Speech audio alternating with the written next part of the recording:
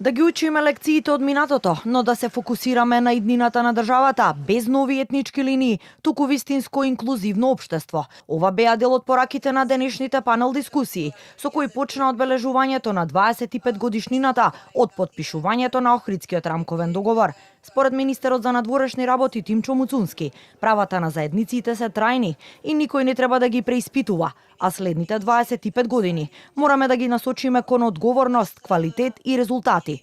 Борбата со корупцијата нема етничка припадност, посочи тој.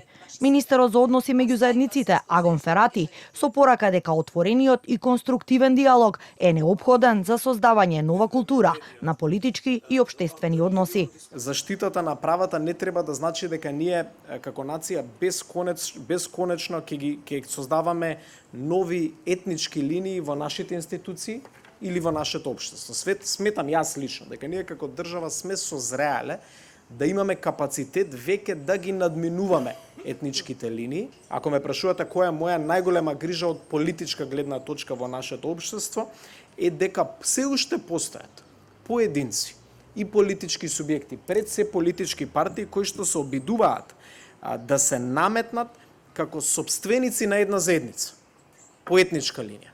Како само тие да се тие кои што штитат права на една етничка заедница.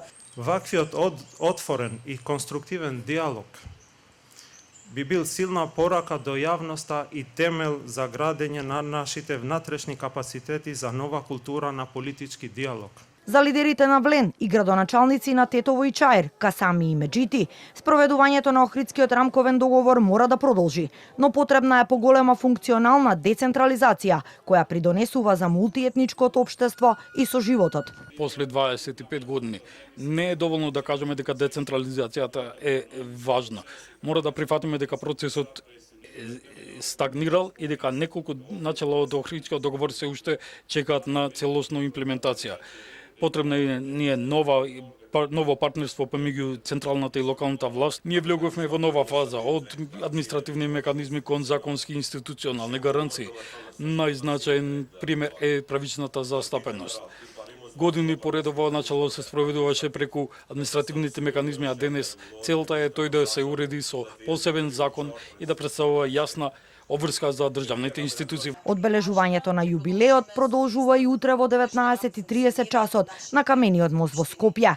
Дуи пак за утре попладне закажа сопствен настан во хотелот Александар Палас по повод 25 годишнината од рамковниот договор.